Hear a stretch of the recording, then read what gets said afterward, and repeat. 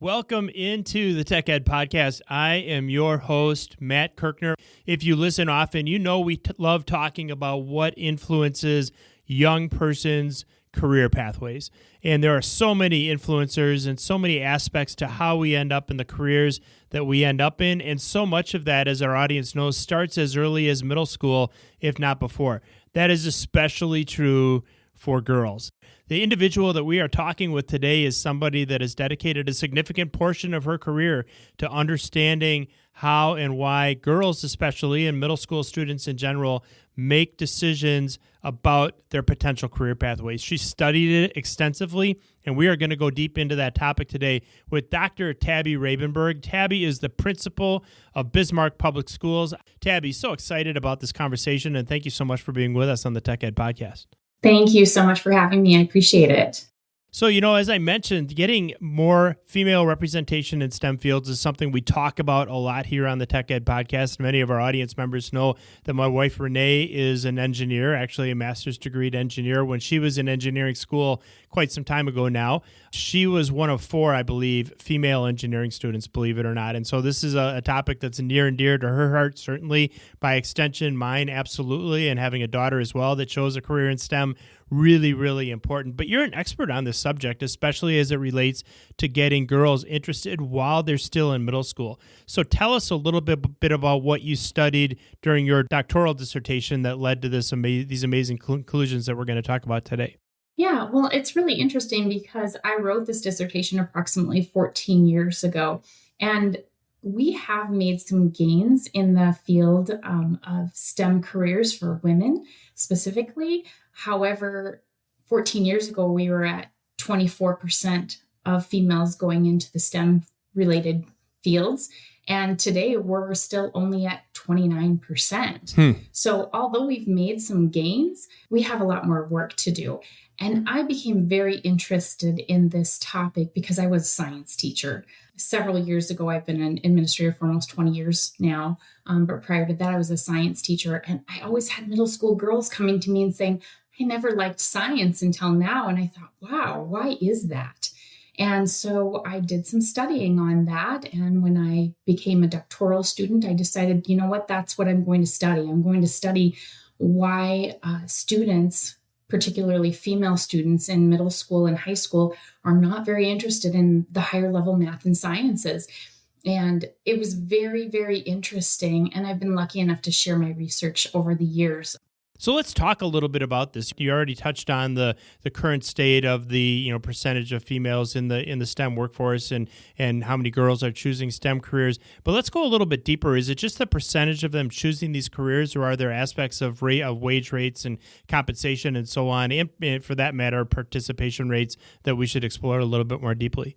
Yeah, when I look into the salary rates of women versus men in STEM fields, there is a significant discrepancy, approximately 10 to 15% lower salary wages in STEM fields for women as opposed to STEM fields for men. And I was also really intrigued to find out that of that 29.3% of females that are going into the STEM related fields, only 25% of those females are in leadership positions. So I found that very interesting as well. And so I think we just need to be a little bit braver in our organizations and take a look at that and saying, are we brave enough to look at how much we're paying people? Are we brave enough to look at doing an equity audit, things like that? So it really speaks to, in this particular case, not just the number of students, female students in this case, who are choosing STEM careers, but what happens once they get there, and are we making sure that they are paid at a rate that's reasonable given the value they're adding to their organizations, which of course is considerable, and also making sure that as they grow in those organizations, we provide opportunities not just for those entry-level careers, but also for them to grow into positions of leadership and really set the example for that next generation of female STEM career holders and those individuals choosing STEM pathways. And there's really no better role model in a lot of cases than somebody who has pursued a pathway like that and stepped into a leadership role. So continuing to make progress, like we said, we still have some work to do. Talk a little bit about the future. What are you optimistic about? What are you worried about in terms of the future of career opportunities in STEM? What I'm really excited about is the things that I have control over, and that's education. And so we really started out in our CTE courses and our STEM courses in high school, getting the students excited about STEM education in high school.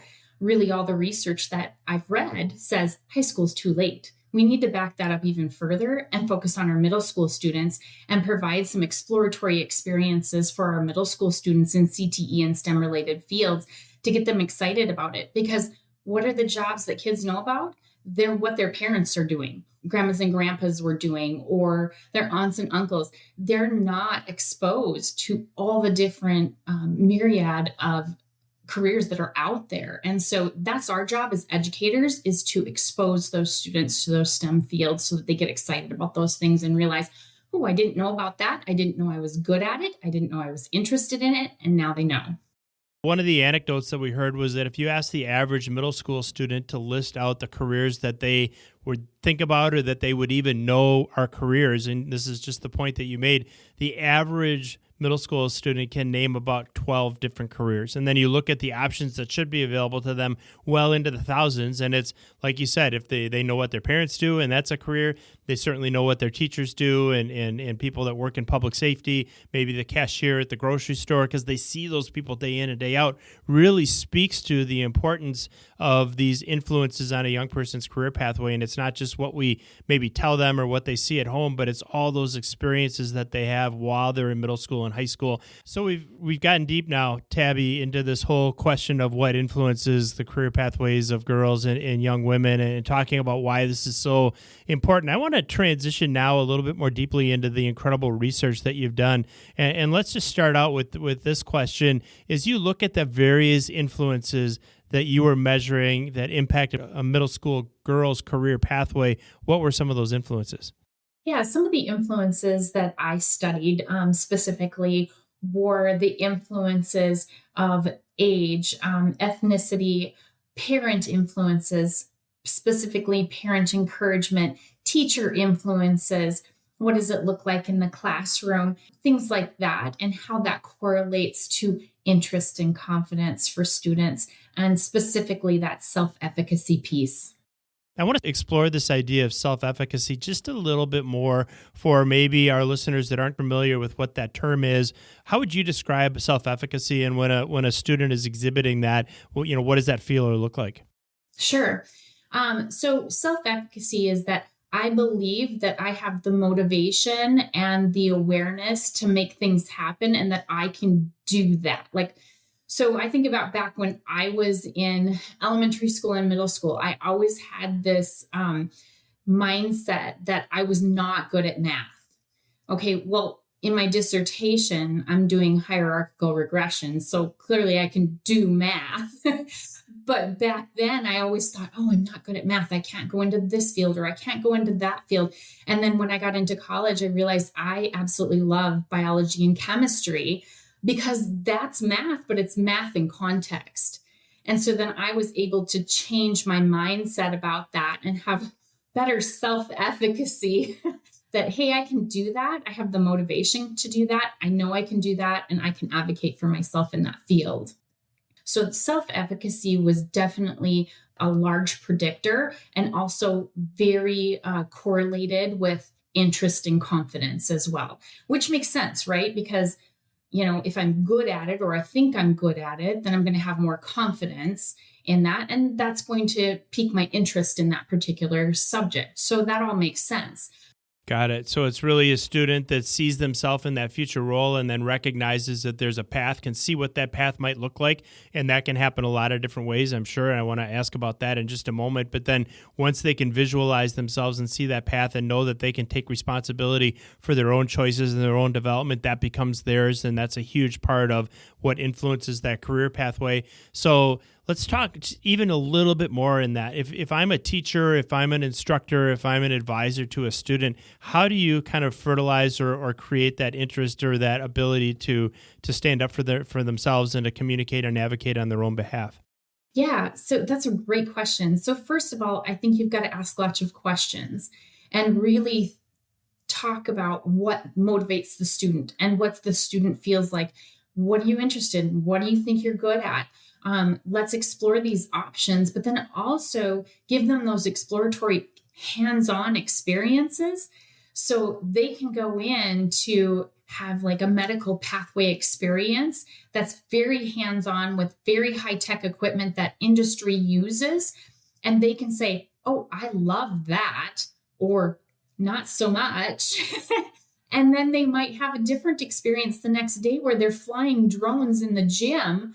And they might think, oh, this is cool. I want to go into this. Let's think of all the career pathways that we can explore with drones, because there are a lot.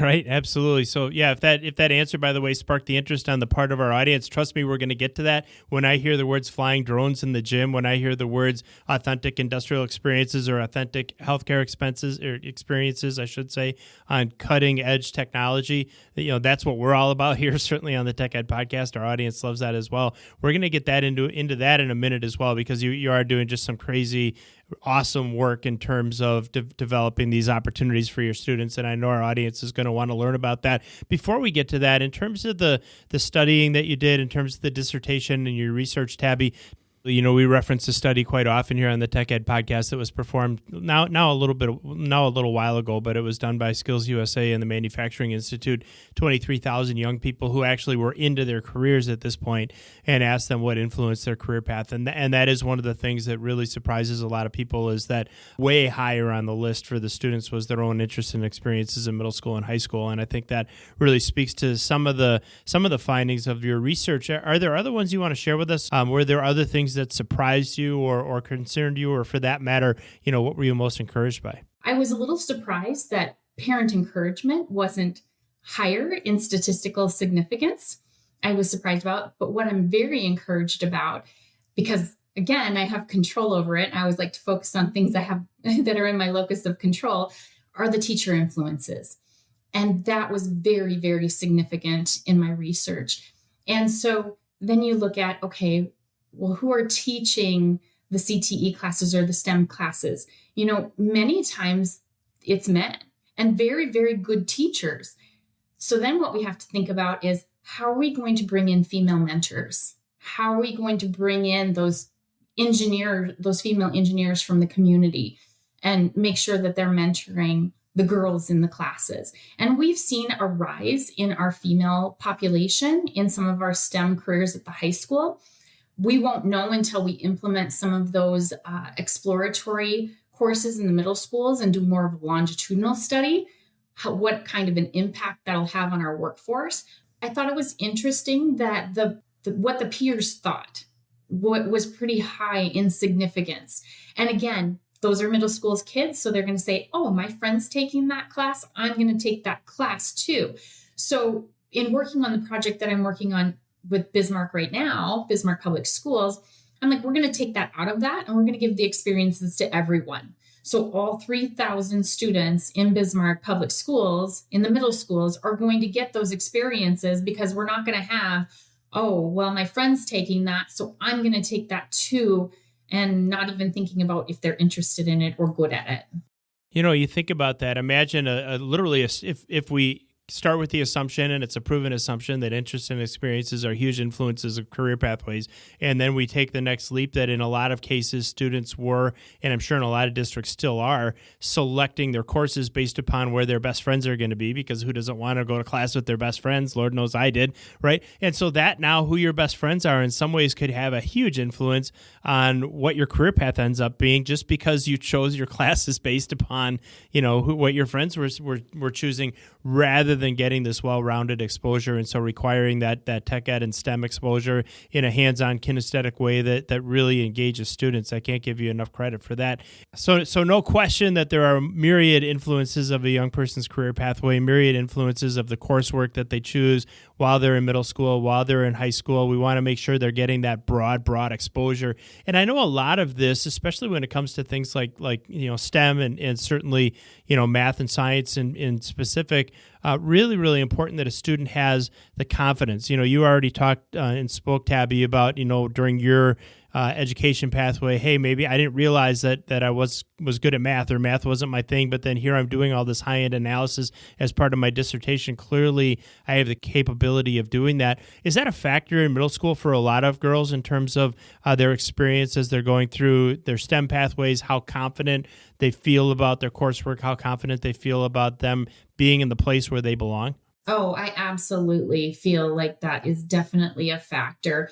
When you take a look at how we have been in a society and more male dominated fields and things like that, girls haven't been expected to be really good at math and science and things like that in the past. Well, now that's all changed. Mm-hmm. And women are very analytical and very detailed and very good at like architectural fields and things like that, engineering. And so, when I talk to industry leaders, they say some of my best engineers are women because they're so detailed. Mm-hmm. So it's just really exciting to hear those things. And we just need to get more mentors out there, and we just need to get more of the business people in our schools talking about this, and more mentors that are female to talk to our young women who are wanting to go into those fields and who are interested in those fields, so that they can see themselves as an engineer, so that they can see themselves as an architect or a chemist or, any types of those careers. One of the things that we found, and this is, certainly with engineers, and I had some awesome female engineers that worked in our companies, and in a lot of the personality traits that you suggest, Tabby, were ones that they had. And I would say it wasn't even just the engineers, but people across the spectrum. I mean, I used to get a lot of, not a lot, in fact, not enough, but females who were interested in welding, and they were awesome welders. I mean, because of the attention to detail, because of the fine motor skills that they had in that case, which in a lot of cases were superior to those of the rest of the welding community in our companies. And so I saw that firsthand, and there's no question that certainly females and women belong in every aspect of manufacturing and every aspect of industry and across every space in the economy. But I think a lot of employers, if they do the important work of inspiring young people toward these kind of careers, give them the opportunities that we're talking about, will find that not only do you have the benefit of more women in STEM and more women in manufacturing, but you get some really, really good team members as well. So when we think about that correlation between confidence and then success and interest in math and science, is there a correlation there between a student's confidence in their abilities and how successful they are? And if so, what do we need to do more of to instill that level of confidence in our young students? There is definitely a high statistical significance between the correlation of confidence and interest. And I think what we need to do to encourage that is to offer those types of classes to all students, so that then they can take a look and say, oh yeah, that's something I had no idea I was interested in. But since I took that class, or since I did that project that maybe you were forced to do, but I found out that I was really interested in, and then reverse, found out, well, not so interested in that because I had that experience and it wasn't so great. So I just really feel like maybe offering all of those experiences to all of the students, I think that is where the magic is making sure all the students get the experiences so they know what they love and what they don't love. And then that also in the future saves their parents money, because they're not going to college going, I have no idea what I want to do. And then they don't find out till they're a sophomore or junior really what they want to do. And maybe they've spent some time in a field where they weren't very interested in, and their parents spent a lot of money on that. So what we're really trying to do is hone in on what are those things that kids are really interested in. Start them out in 6th grade, give them all the experiences, and then say, now you get to have more choice in 7th grade. You get to have more choice, even more choice in 8th grade. And then high school, you're ready for that career intentionality and you can pick more. So then by the time they're ready to go into college, like our son is ready to go into college and he knows what he wants to do because he's been at the Career Academy. He's taken several classes. He knows he's working on getting a summer internship right now. and he'll be a senior next year. And I'm just thinking, oh, wow, he has it all figured out. Absolutely. And that's pretty cool. That's pretty cool for our pocketbook too. Yeah, for sure. Yeah, there's no question. And on a couple different levels, and you mentioned them in a few ways already. And the whole idea of, we want to understand what we're excited about, what gets us really, really curious and interested, and where we could see our own natural abilities or our tendencies towards certain areas of study and so on, getting us excited about a potential career pathway and then pursuing that, but also understanding that, look, if I try something in 7th or 8th grade and it's just not my thing, better to know that in 7th or 8th grade than to graduate from high school, go on to whatever comes next, and realize that much later that that's not where you want to be. Certainly, it's a financial burden on your parents. It's a financial burden on the education system. It sets that student back, might even discourage them to a point where it has long-term career ramifications and so on. And then the other aspect of this is, in as much as a lot of our students are going to get inspired towards STEM and go on to an engineering program, a math program, a healthcare program, a data program in their higher education, a lot of students anymore are looking at, and I think in a really good way, looking at all these different options, right? So yes, going to a 4-year institution is an awesome option as you're heading out of high school. So is going into the military, and so is going to a 2-year community or technical college or other junior college to pursue whatever comes next. And even going into the workforce. I mean, we have a lot of students that, because of the credentialing opportunities they're seeing in high school, can walk right into a really cool career right out of high school, and that isn't necessarily the end of their educational pathway. We're all lifelong learners, or at least we should be. A lot of times those employers will help offset the cost of higher education if that student decides that's what they want to do concurrently or down the road. But I just love where we are in terms of a society, and where we are right now in terms of an economy where we're starting to open up more and more students to all of these great opportunities. So, you talked about being a teacher, Tabby. You talked about moving into administration now some 20 years. Hard to believe you've been doing that long, but it's awesome. So if you're in a position, I'm sure you get asked a lot by a lot of districts who are trying to do something similar, what they should do to better foster interest in STEM for middle school age girls. Is there anything we haven't touched on yet that you would advise those districts to consider doing? Yeah, I think you have to start off with, where are you at? What do you have in place right now? And then build off of that. So taking a look at, what does the K-12 system look like? So career awareness at the elementary school. What do you currently have in place for career awareness at the elementary school? And that could be bringing speakers in from all different organizations and making sure that your speakers are very diverse, making sure they're diverse in gender, making sure they're diverse in ethnicity, all of that, so that students in the class, all students in the class, can see themselves in that particular field. I think that's the thing that we oftentimes forget, is students don't oftentimes see themselves in that position because they don't see a person or in that field who looks like them, so they can't identify with it. Then I think we have to take a look at middle school. What do you currently have in place at middle school? Are you integrating some STEM activities or career and technical education activities into your core classes, into your math and science, to make them more relevant? Are the activities hands-on? Are they authentic? Are they personalized?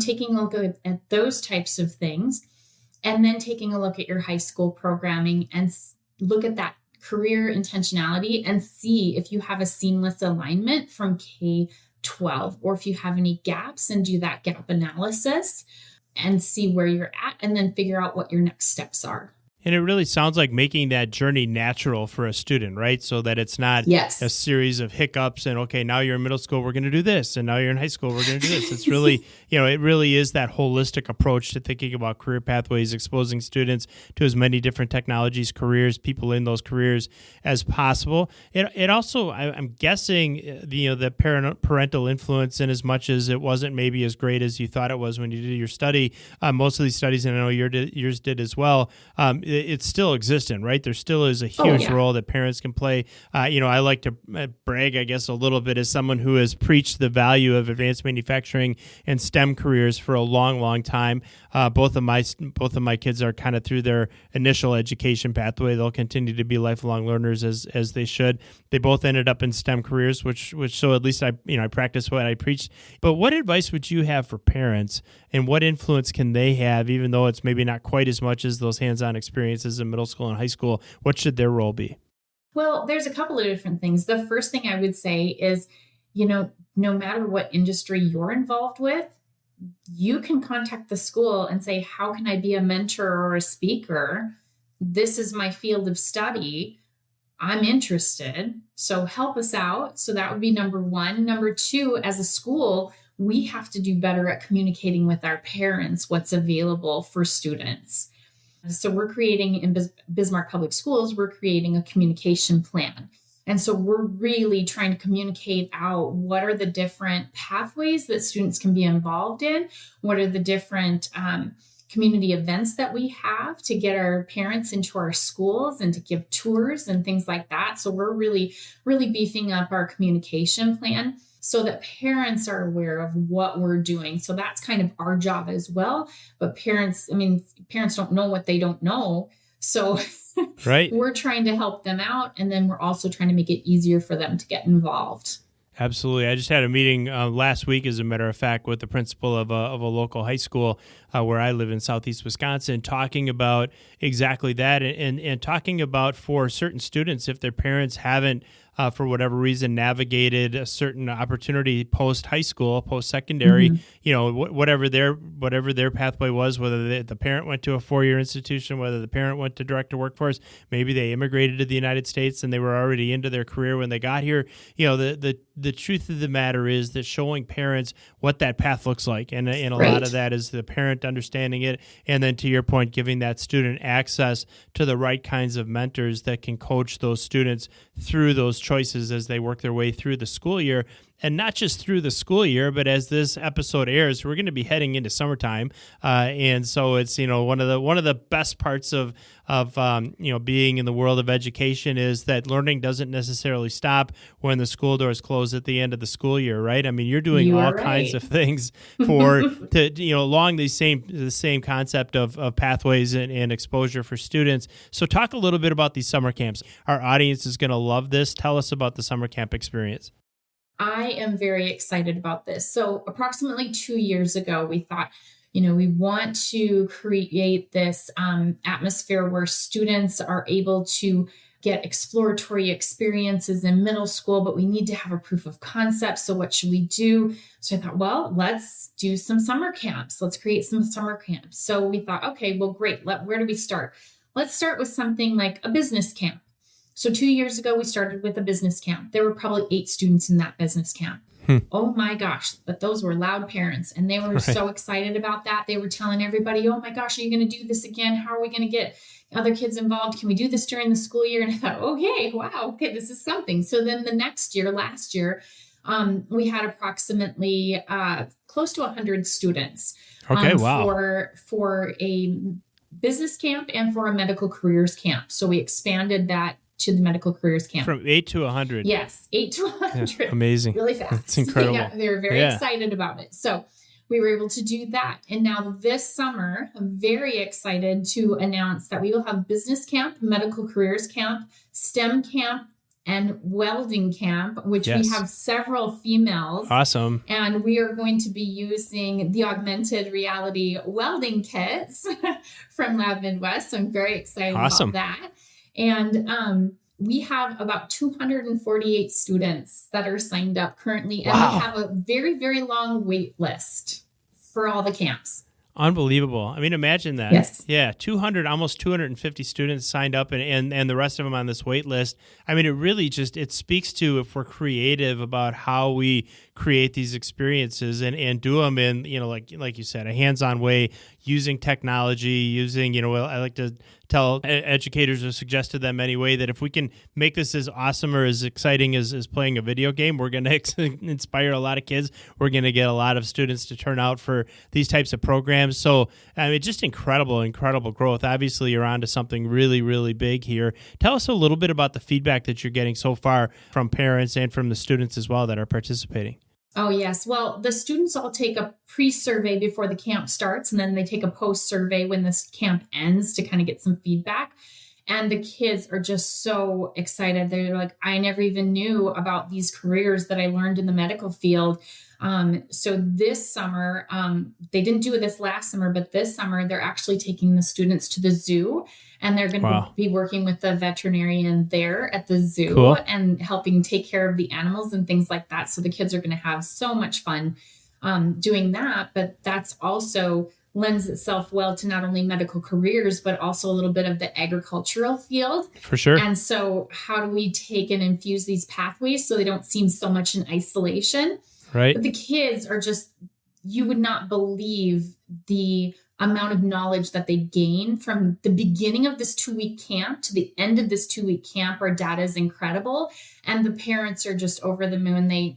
I have so many emails from parents who are just so excited about the opportunities that we're providing here at Bismarck Public Schools. And in pretty much every way, this doesn't feel at all like traditional education, right? I mean, and not that there's anything wrong with the classroom and a lecture, and certainly many of us went through that path, and that will always have its place. But this experiential, opportunistic approach to the learning, to the exposure, making it fun, and my guess is that the students don't even realize themselves how much they're learning throughout this process. Is that a fair assumption? Yeah, that's definitely a fair assumption. And so what we do when we start planning for the camps, planning the curriculum for the camps, is we take the standards for math and science for middle school students, and we start integrating those standards into, so you're right, they have no idea. You are actually learning middle school standards when you come to these camps.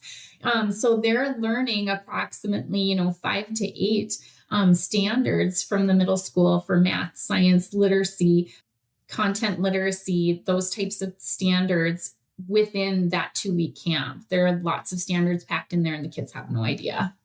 Well, and this is an area where your state is leading, because the creative ways that your governor and your state legislature have found for enabling districts to create these really, really unique and really kind of in some ways groundbreaking ways of attaching the student experience to the standard. And I mean, I've studied this extensively. We've had a number of guests from North Dakota on with us to talk about it. It really shows how when we look at the traditional model of education and say, you know what, maybe what worked in 1950 and 1960 isn't necessarily what we should be doing in 2024. Right. And we still have these standards, and we still have expectations for our students to leave every level of education with a certain amount of knowledge and competency, but we can do it in a way that's a lot more efficient, a lot more interesting, a lot more creative, caters to the specific student's interests, but still kind of checks the box, if you will, on the standards. So North Dakota is really leading in so many different ways on this particular topic. And I've got to believe that it's having an influence then on your students' coursework selections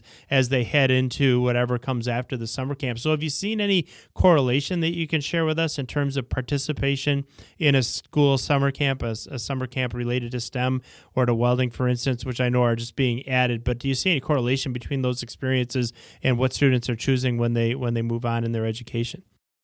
So we just started this 3 years ago. So again, we'd have to do more of a longitudinal study, but here's what I will tell you is our Career Academy enrollment has increased significantly year after year after year, and it's just going to keep continuing the more experiences they have. I believe that as educators, we have to stop thinking about, oh, this is the traditional way of school and this is, the CTE way of school. It doesn't matter if you're a first grade teacher, a middle school teacher, a high school teacher.